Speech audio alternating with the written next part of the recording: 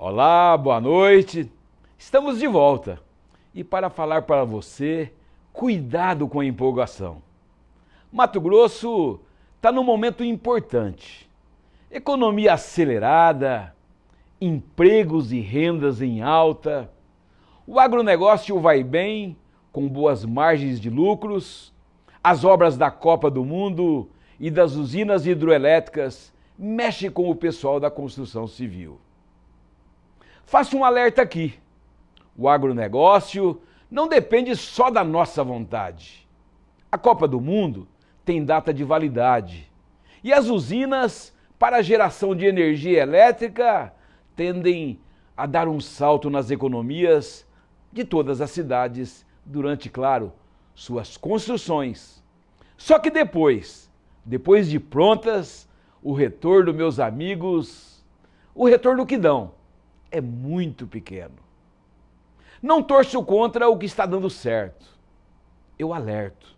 Alerto sim para que segmentos do setor privado, como agricultores, pecuaristas, empresários, industriais e comerciantes, pense mais longe, se organizem, criando fundos e vejam novas formas de negócios, algo que habitualmente só fazemos diante das crises, diante das necessidades, e aí pode ser tarde. Esse fomento caberia ao governo, mas ao que parece, ele tem mais o que fazer e tem se voltado muito pouco a vender a imagem de Mato Grosso e a incentivar novas vertentes econômicas.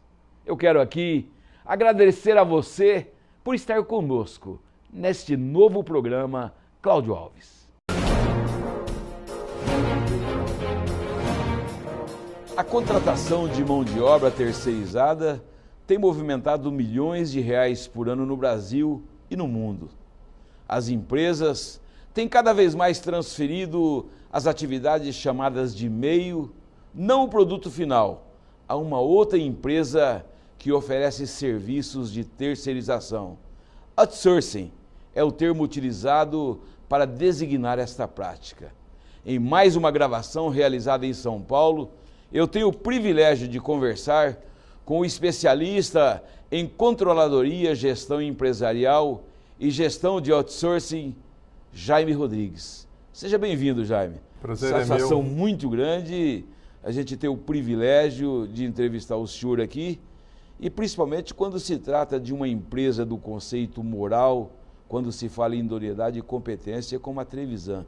Seja bem-vindo, levando o senhor para todo o estado de Mato Grosso pelo Sistema Brasileiro de Televisão. Eu que agradeço o convite e espero poder passar um pouco para os seus ouvintes desse mercado de outsourcing.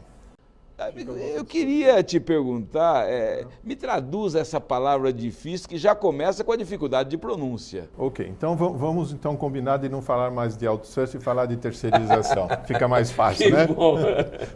Outsourcing é um sinônimo de terceirização, né? Na verdade, é executar uma atividade, né, através de um terceiro, através de um parceiro. Basicamente é isto. Não dá uma leve impressão de simulação de uma carga tributária, já falando direto ao assunto? Não tem essa características e longe disso, até porque a própria atividade de outsourcing, né, ela representa, né, é um negócio, né? Claro. Então essa atividade ela está regida por uma legislação, ela tem toda a aplicação da legislação tributária, né, incide como uma prestação de serviço ou outra qualquer, né? Mas não tem essa simulação. E já deixando aí um ponto, né? Se a contratação desse serviço, né, tiver como foco simplesmente uma busca pela redução do custo, ela não tem possibilidade nenhuma de vingar. No que ela envolve ali dentro de uma empresa, diretamente? Todas as atividades, todos os processos não fim, né? Okay. Uma empresa se constitui com um objetivo. Uma empresa, vou constituir uma empresa para fabricar sapato, ok? Mas ela necessita ter toda uma atividade, né, ao redor para poder concretizar esse objeto. Então ela precisa ter uma área administrativa, atividades financeiras, atividades comerciais, Então, essas atividades são atividades meio, não são atividades fim, não é o objetivo da empresa. Então, terceirizar essas atividades é o foco do que nós chamamos de outsourcing e da terceirização. A empresa que busca essa terceirização, não há que se falar em questão de custo, ela não procura para uma economia? Custo não é a finalidade, não é o objetivo maior, ele é uma consequência. Eu queria ir na prática. Na prática. Uma... Vamos entender. Uma indústria de calçados. Uma indústria de calçados tem o objetivo de fabricar calçados. Tem toda uma expertise, né, de fabricação. Mas ela tem lá um processo de faturamento, por exemplo. Ok?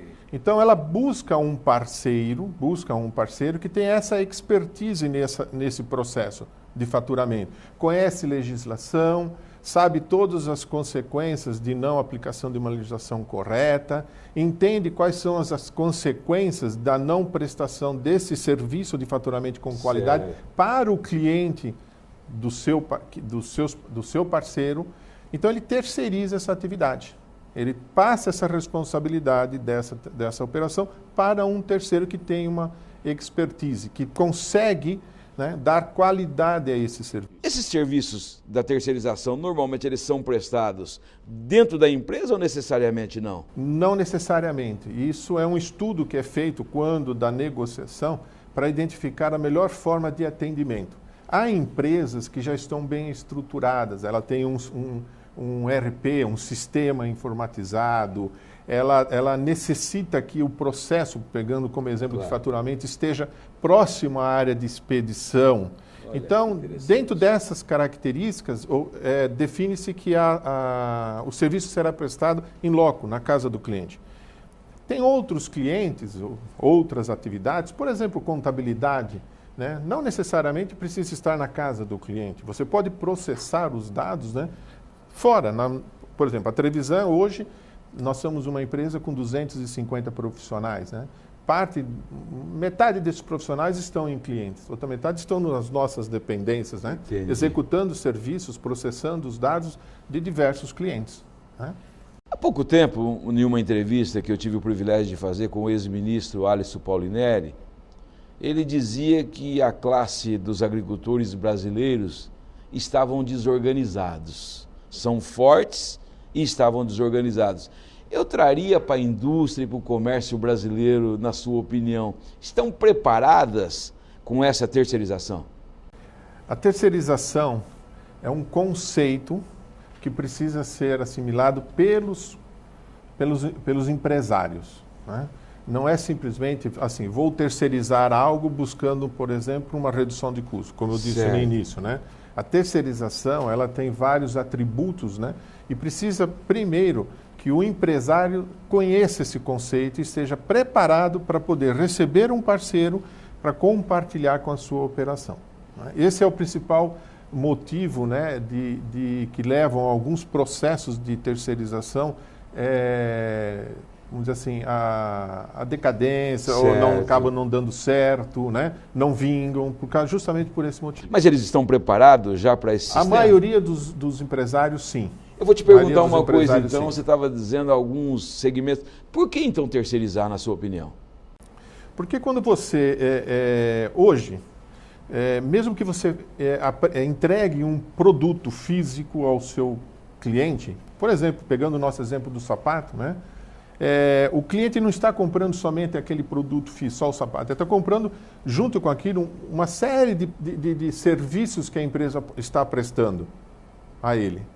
E parte desses serviços não é uma especialidade da empresa, de quem constituiu a empresa. Ele não tem essa expertise. Ele não tem expertise, por exemplo, no faturamento, num contas a pagar, num contas a receber.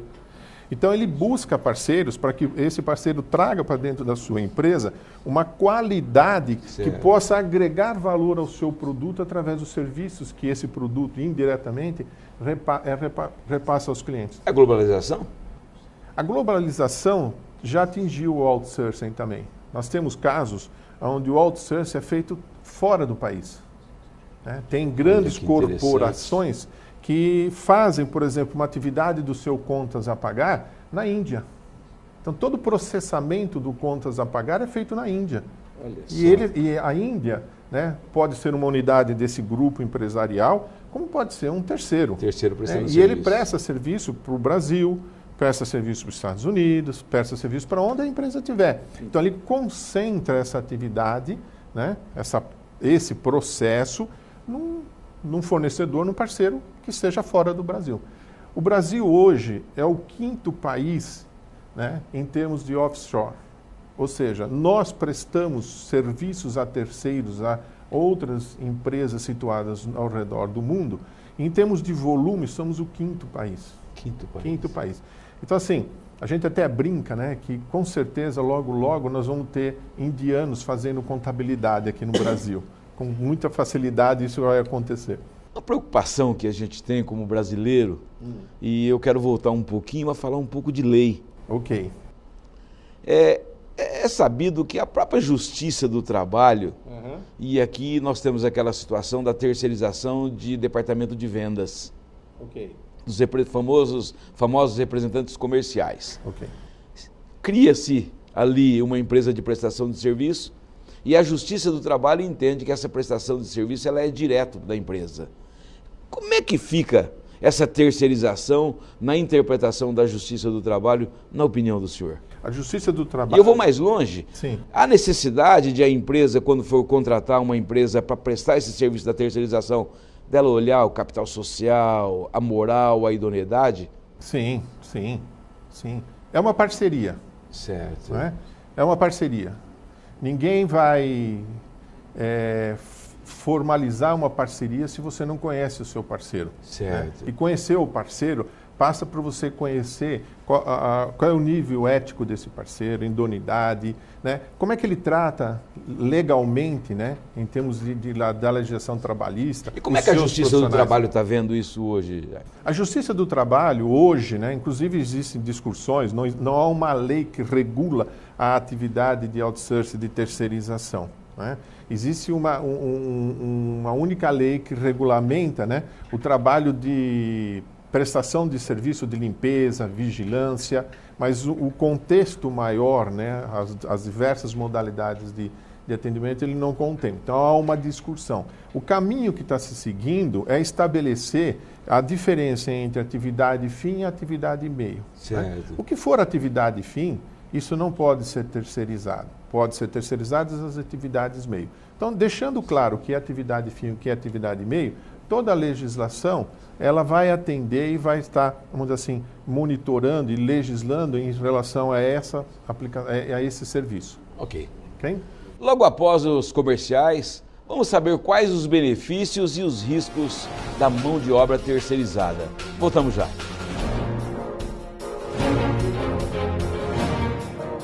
Fique sabendo sem censura. Um oferecimento. Sonoticias.com. As principais notícias de Mato Grosso. A diferença entre outsourcing e a terceirização é que, inicialmente, outsourcing está ligado à procura de fontes fora da organização ou país, e a terceirização correlaciona dentro do país, embora os termos sejam frequentemente utilizados indistintamente.